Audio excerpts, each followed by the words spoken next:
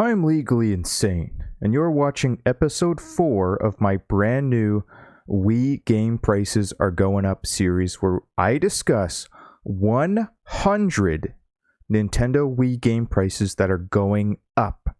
And if they haven't already started going up, they're gonna go up later. And by the way, it's not easy to get to 100 on the Nintendo Wii because the Nintendo Wii's full of shovelware. I've done this same series for the Wii U and the 360 already. The Wii has not had its mania phase yet, but a lot of the rare games and other games are very much climbing. Oh yeah, you're going to see that in the series already. I've already shown you. Rewind 3 episodes. Start looking at those games. But a mania phase is coming, and you're going to want to be in before the very first mania phase starts. That much I can tell you. What causes them to go up? I've already discussed that in previous episodes and other videos, but it's a generational thing. Every console before the Wii, the game prices go up. They become retro, they become old, and all the people that grew up on those consoles, when they get older, they get jobs, they get disposable income, to be more particular. They start entering the market, and that's what really starts the run. Number 12 of 100, Ivy the Kiwi. And remember, these are no particular order for those that are new. Very rare, complete hidden gem. This game was built for the Wii. It's also on the DS. The Wii version is the best version, though. The DS is probably easier to control because you can use stylus pen. This was built for the Wii. You ain't going to find this on any other console. This is an exclusive because it can't be on any other console. And it was designed for the Wii because you do use the motion controls, but they're fun to use. It is a platformer. Very unique and quirky one made by the creator of Sonic, Yuji Naka. Yuji Naka, the creator of Sonic. This guy don't make bad games. Most of the time. He did, okay, his latest game, look that one up if you want. Terrible game, I know, terrible game, but previous to that, he never used to make bad games. What was it called? Balin in Wonderland or something? Balin in Wonderland? So in 2006, Yuji Naka left Sega and founded the independent game company called Prope, if I'm saying that right. Later on, he joined Square Enix. But under the Prope brand, he created Ivy the Kiwi for the Nintendo Wii and the Nintendo DS. Oh, and also it was on cell phones, Android and Apple. So the objective of the game, it's pretty simple. It's like Eek the Cat for the Super Nintendo, but way better, because Eek the Cat was terrible. And it is multiplayer. I'm going to throw that out now. We'll come back to that. But the objective of the game is to lead Ivy to the end from point A to point B, but you also have to collect feathers. There's 100 levels in the Wii version. 100 levels. They're quick, they're short, and they're fun. Which is not necessarily a bad thing. In fact, in many cases, that's exactly what gamers are looking for. People, old man gamers like myself, if you don't have a lot of time to sit down and dedicate 1 hour, 2 hour, 3 hours at a time to game, you're just looking for short doses, 10, 15 minutes, this is the game for you. The levels are quick and well, they're not easy. They do get difficult, but they're quick. They're short. They're short. You can bust out a level, log off you go.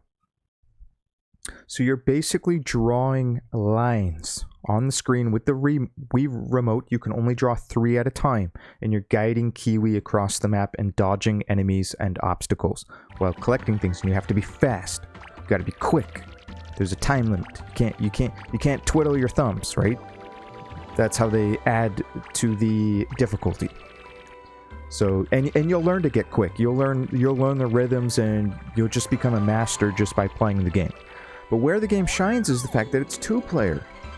Oh, sorry. No, the game is actually 4-player. 4-player. Best played in 2-player mode, I think. There's 2 different multiplayer modes. There's co-op mode, where all of the other players are helping player 1. That's the best way to play the game, in my opinion. Where you're all on the same team coordinating. And you do have to coordinate. You're going to have to communicate to make Ivy do what you want to do. And also, I think it's a little bit easier with players coordinating and helping you. It reminded me a little bit of two-player Tetris on the NES, which is one of the only NES Tetris games that I'm aware of where you can play two-player co-op, meaning it's a giant Tetris screen, and you have to coordinate together because you both have different visions of what the Tetris board is going to look like. You're sharing the Tetris board. So you have to coordinate how you're going to use these pieces, because the way you're envisioning the pieces need to be used might not be the way this other person is envisioning the puzzles. So probably not the best comparison, but you get the idea. The co-op is the fun part, but you can also play competitively where you are just racing who can get their own Kiwi to the finish line the quickest. Here's a chart here, and for those that are new, the chart here is in US dollars. Currently, down here is also US dollars, but I will switch it to Canadian dollars. So CIB copy, complete in box, cost you around $58, round up $60 today. Not long ago, it peaked out previously at 85 US dollars. So I need to swap over to Canadian now so that I can, holy hell, $83.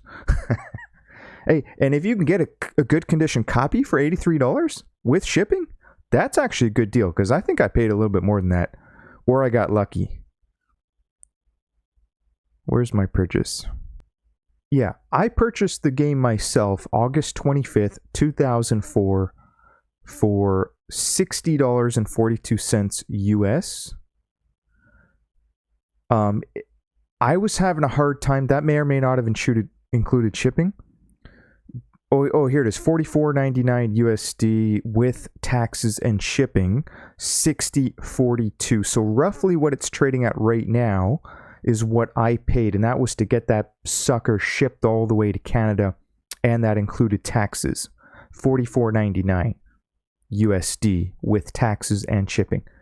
And when I was browsing for copies, I was having a hard time finding a good condition copy. My copy's condition is mint. Damn, son, where'd you find this?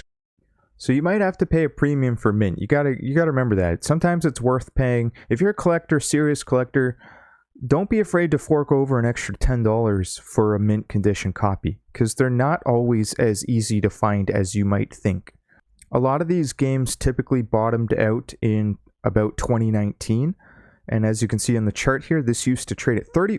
For this to be a $35 game in 2019 when nobody wanted Wii games and they were all worthless, that tells you how rare this is. And the fact that it had a run-up even before that, that's insane.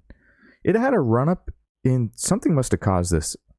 Started in late 2016. Lasted all the way till late 2017. Where this sucker was trading for an arm and a leg.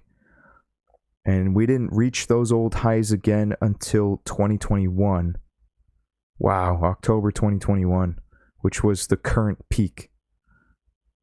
Just dipped down a little bit. Nothing too fancy going on here with the charts. Other than it looks like it may have bottomed around $48, so round up 50 US dollars. Probably bottomed there. I really don't think you're going to get this for any cheaper. This is not going back down to $35. I can tell you that right now. And during the next bull market that we get in these games, because nothing goes straight up, nothing goes straight down. These are just like stocks. They trade the same thing, supply and demand. That's all it is. And you get bull markets, you get bear markets. You get bull markets when times are good. People got a lot of cash in their pockets. Economy's doing great. You get bear markets when ain't nobody got cash.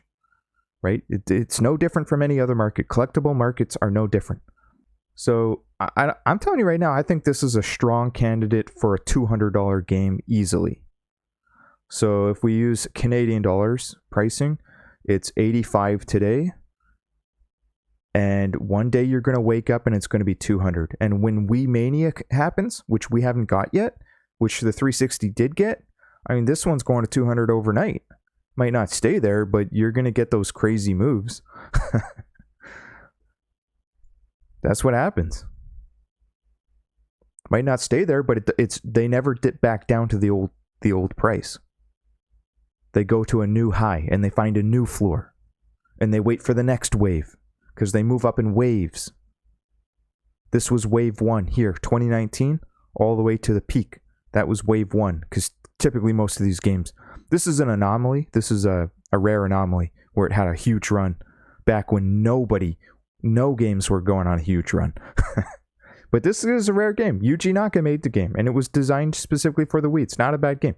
Now, here's what I will say, though. It is a bad game if you're trying to play it on single player, in my opinion. I wouldn't recommend this game on single player. You can look up some reviews on YouTube, and you'll find plenty of people do enjoy the game on single player. But for me personally, I would never recommend it as a single player game. In fact, I bought it for the purpose of not playing single player. I bought it as a co-op game. That's why I bought it. So if none of those interest you, I would probably stay away from it, because it's probably not worth the money for you as an individual. Your money would be better spent elsewhere on other games. Number 13 is an incredibly shocking game that I knew the price was going up, but I hadn't looked at it in a while. And I blew my balls off. I blew them off just earlier today. I sat in the emergency room for a couple hours before making this video. And I dang near dropped dead of a heart attack at the same time. Coraline. Yeah, and you're right, this is the PS2 version. You're sitting there going, well, this is a Wii video. Where's the Wii version? Why are you showing us a PS2 game? Because I can't afford the Wii version. I can't afford it. But also, I already have the PS2 version. And I'm not... I mean, wait till you see the chart, okay? Wait till you see the chart. And you'll see what I'm talking about. But this game, I got to give you some history on this game. I bought this probably back in 2020, 2021. In a local lot, Facebook Marketplace. Because I was going hardcore on Marketplace back then. Because you could actually get deals back then. The deals all disappeared. They're all gone now. You can't get them no more. Very hard to find. But PS2, DS, Wii, every 360, PS3, holy heck, man, the deals were insane. Because people had no idea that the prices were starting to go up. Quick history on this game is... It's a mix of many genres, and it's based on the movie. Okay, the most important thing to know is that this is based on the movie, and it came out, I think it was a couple weeks before the movie came out. And the movie itself has become a cult classic. It wasn't a cult classic 10 years ago. It came out in, I don't know, 2009 maybe. So it's been 15 years, roughly. And it's a cult classic today, and it's gaining more and more fame every single year. And the game is riding the coattails of the movie fame. That's what I think's going on here. Let's pull up the chart, because you got to see it to believe it, buddy. You've got to see it to believe it. Damn! This is the PS2 chart. I'm going to show you this one first. And the PS2 is not necessarily better than the Wii version. In fact, technically speaking, the Wii version is better than the PS2 version. But the PS2 just happens to have more collectors. You gotta remember, the Wii is the black sheep of its era. Its competition is the 360 and the PS3, and those are more heavily collected for and more sought after consoles. And they generally have better games or better selection, a better library of games. Okay, so, and I bought this in a bundle. Look, it was probably 2021, maybe even 2020, when it was trading at anywhere between 30 and 50 US dollars. I got a whole huge game lot, lots of rare games in it, paid like 40 or 50 bucks for the whole lot. This one game alone paid for the entire lot.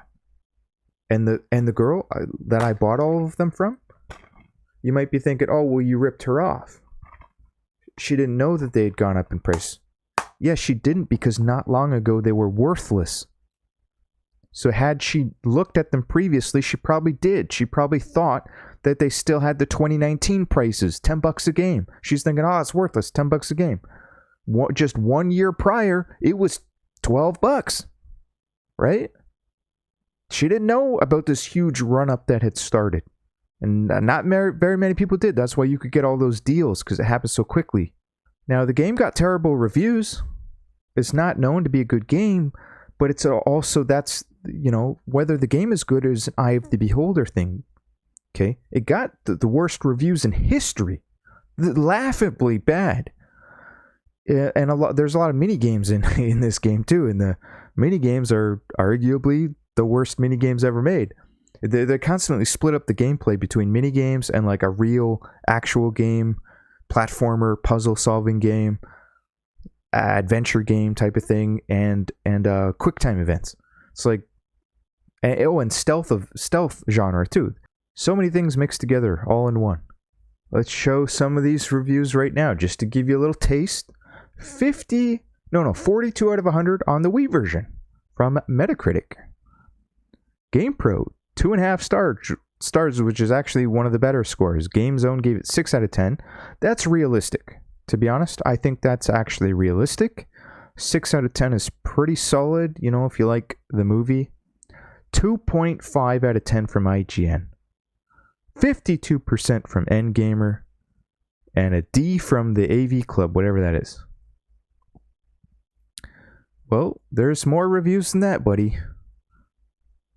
They get worse. They get worse. Let's check out the IGN review. If you value quality software, whether designed for adults or for kids, this title is your mortal enemy, meaning it's not even good enough for kids, young kids, for a kids movie. Coraline was a kids movie, although it's just as good for adults to watch as well. It reeks of dated gameplay design ideals. Yeah, that's probably true. Loses nearly all of the substance and style of the book and movie respectively. Is too difficult at points for kids. Okay. Yeah, I guess. And is too short for your money. Yeah, it's about 3 hours to beat the game. It's a movie game. I mean, back then they made garbage movie games. They obviously rushed the game. It had potential, but they rushed it. The point is, I want to show you, like, this game is one of the worst games ever made, according to all of these reviews. When GamerVision, the best thing that they can say about the game is that it's not broken and it actually works, I mean, that tells you it's a bad game. So you're probably wondering, well, why is the price up? Why is the price up so high? Right, let's go to the Wii version, which has better graphics, by the way. The Wii version visually looks better.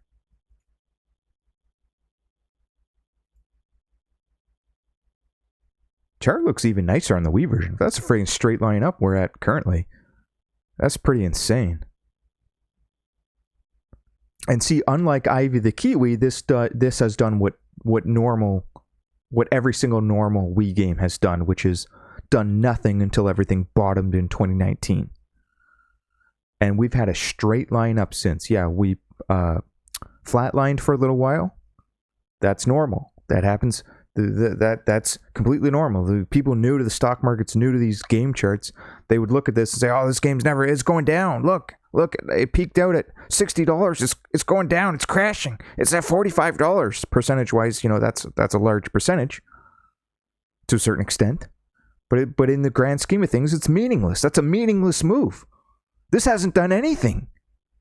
You're complaining it was at $60 at the high and now it's $45? You're complaining? What are you, retarded? That's how I'm looking at this. I would look at that and say, okay, let's, wait a couple months. Let's see what happens. Is it actually crashing? Because we don't have enough data. That's standard volatility.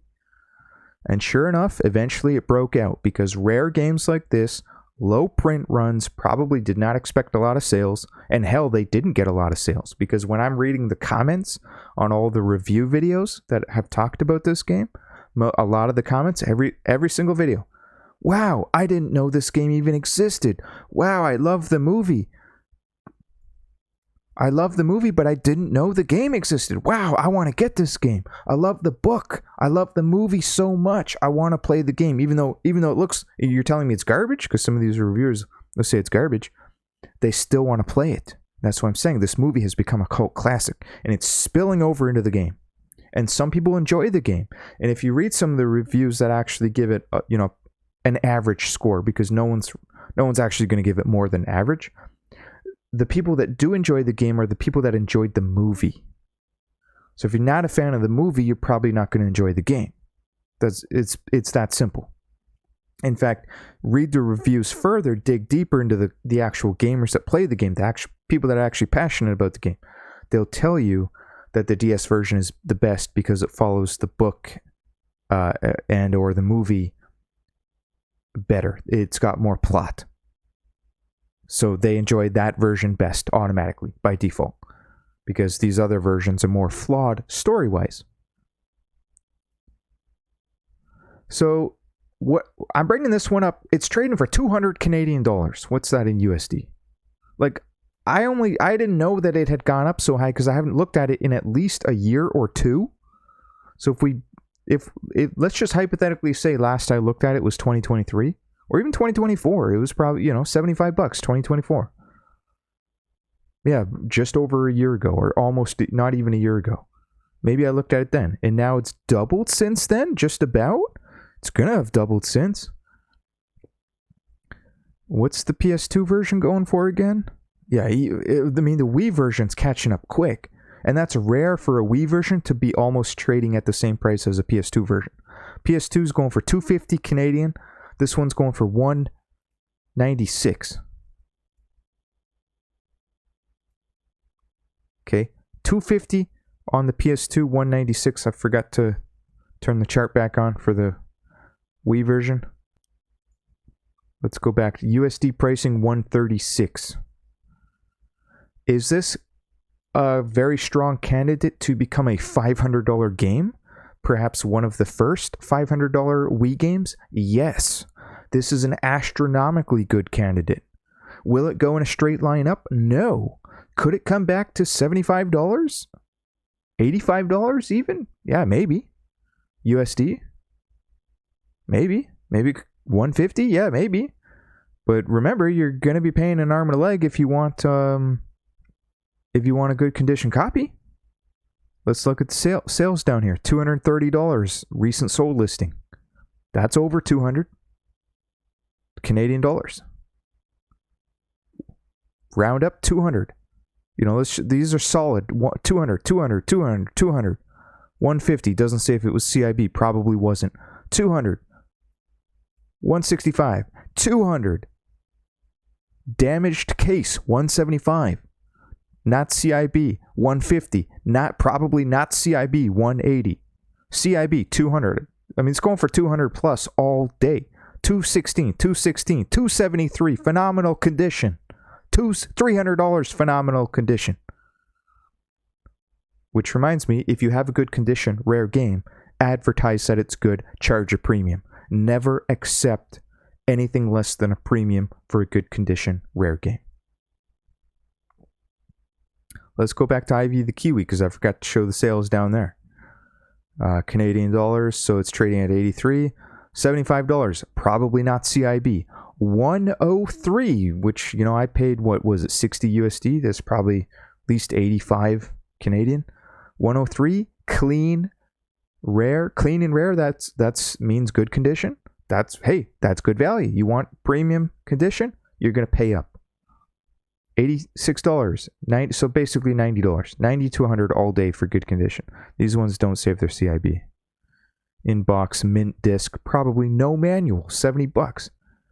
$80 here, down here. Did it include shipping? Don't know. I think this game is going to continue to climb, and I wanted to show you one other thing here. Here's a YouTube channel that I found. 1.12 million subscribers made a video about Coraline just 1 month ago. So this is a hidden gem. Well, I don't know if you can call it a hidden gem, but it's a hidden game. That's for sure. It's a hidden game that people are still finding out about to this day. So when big name YouTubers like this, or more and more YouTubers put out more reviews in general, more and more YouTubers talk about the game, that's how people find out that these types of games even exist. So I can guarantee a lot of these people probably went and bought the game. Okay, that might have contributed to that more recent straight lineup. But just in general, awareness of a game in general. It's not one particular YouTuber that can cause the price to go up. It's a combination of things. It's the market in general becoming aware of a hidden gem, a specific game in general. And if the market wants that game, they're going to buy that game. Okay, I think I've gone way over for time, so I'm going to do one more game for this video. I discussed this one before. We did 2 expensive ones, so now I gotta balance it out with a cheap game. And I talked about this one before. Wacky World of Sports. This is a party game. Okay, this is a competitor to something like a Mario Party, but without the board game. This is a good old classic, old school party game. And I only just found out about this one because somebody auctioned it off. And it looks like shovelware. I mean, anything titled Wacky World of Sports, it's a terrible title.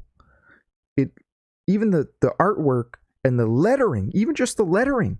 Imagine if you saw this on a shelf. You're browsing your retro game store, you're browsing the pawn shop, and you see this on a shelf. Do you really think you're going to pick it up? Are you even going to glance at it more than once? Of course not. It looks like shovelware. There's so much shovelware on the Wii that the collectors and the gamers have trained their brains to just be able to instantly look at a Wii game and determine if it's shovelware or not. And 9 times out of 10, they are correct that it's shovelware just by looking at it. Or 99% of the time, they're probably correct. But this is one of the rare times when they're not correct. This is a 4-player party game. And the most important detail to look at is the logo. What does that say? Read it out loud to yourself right now. It says Sega. And Sega does not produce absolute garbage games. They don't produce shovelware. Okay, they don't release a game for the purpose of selling it to grandmothers and uneducated mothers to buy for $20 in a discount bin and give to little Timmy for Christmas and ruin little Timmy's Christmas and ruin little Timmy's life because now little Timmy can't get any friends to come over and play the games with him. You go, imagine if you're 7 years old, 8 years old, you're going over to a new buddy's house. Oh, I just met this cool kid at school today. Mom, can I go over to his house, play some video games after school? I want to go over to Mikey's house, little Mikey's house. The kid comes over, and you bust out your shovelware crap? That kid ain't never coming back, and he's going to go tell all the other kids, don't hang out with Mikey. Mikey is a retard. Have you seen the games Mikey's playing? He thinks they're good, because his mom told him they're good. And little Mikey's telling you all this Barbie horse game is a pet and pony, Barbie pony riding game is fun. Right? You ruined little Mikey's life. But this is one of the rare games that's actually good. And yeah, so the guy selling it, I would have dismissed it, but the guy selling it, he said straight up, he's like, guys, don't dismiss this game. It looks like shovelware, but it's not. It's actually fun. There's 10 wacky sports in here. The one that I always remember is the skydiving ironing. You gotta iron while skydiving. What else is in here? See if I can read it with my glasses. Got the manual here. I mean, they really tried to come up with really unique stuff. They got some sort of tossing game that I don't know how to read. They got tuna tossing. They got furniture racing, extreme ironing, log cutting, cheese rolling. That's actually supposed to be a pretty fun one, believe it or not. Lawnmower racing, card boxing, which combines a card game while boxing. I mean, you really got to think outside the box and probably be high on a lot of different drugs to come up with that. Ice golf, that one's pretty basic, but fun. You know, these are pick up and play games. Mud sliding, they're pick up and play fun games. So let's pull up the chart. Chart hasn't done much, which is a good thing. That's a good thing. And before you say, oh, well, the chart hasn't done much, so I don't want to buy the game because it's not $100. Or it's not $20, it's only $10. So what's it trading for in USD? USD, it's $8.99, so $10. $10 USD. Switch back to Canadian, $13. Okay. So if you're sitting there going, well, it's not even $20.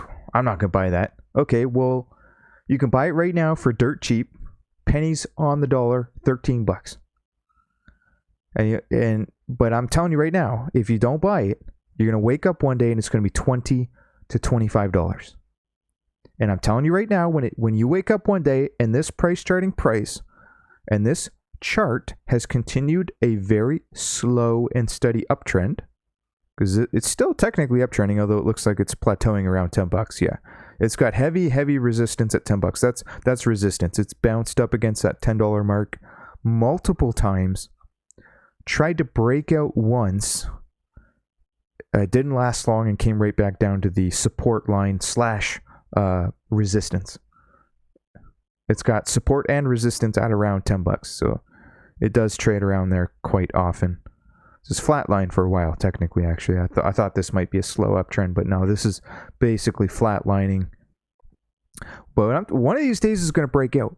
Oh yeah, and I wanted to mention this before. A lot of times when you get these very long, straight lines of nothing happening, where they're just flatlining, that also acts as a coil, like a spring, and you're pushing the spring in, you're coiling it in, and the longer the line is, this is like for all stocks, standard 101 technical analysis, like beginner 101 type stuff. The longer that coil lasts, the bigger the breakout. Now the breakout can be up or down, so that could be a bigger breakout to the downside. This crashes to $5, which ain't gonna happen. It's not gonna crash down to $2 again. $3.80. You're not going to get this for $3.80 ever again for the rest of your entire life. That much I can guarantee. Unless you get it at a pawn shop, because they didn't price it right. But you're not going to get it on eBay for that price.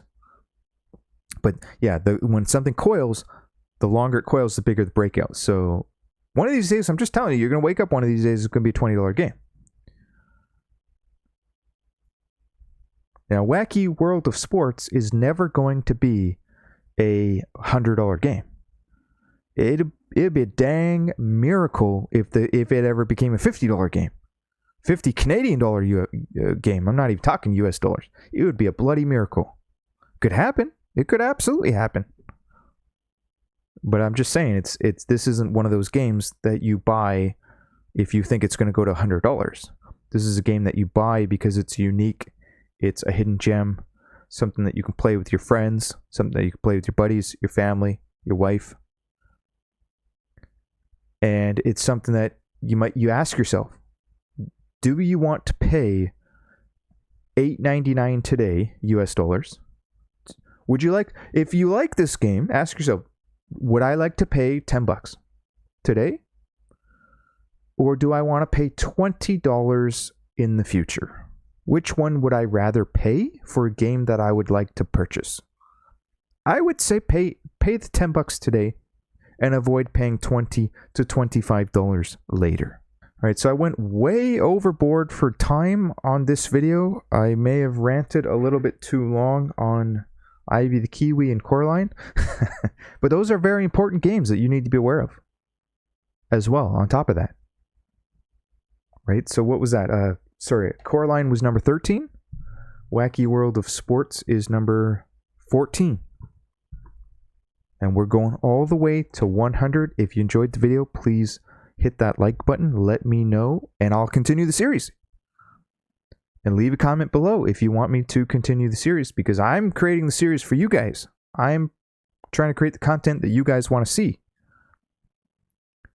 And so you can help that by supporting the channel, and all it takes to support the channel is smash that like button, leave a comment, and if you really want to go a step further, which you don't have to, you could purchase my Xbox 360 rap song on iTunes or check out the Patreon. I'll have a link to the Patreon in the description below. Shout out to Trevor and Chocolate Thunder, my biggest Patreon supporters.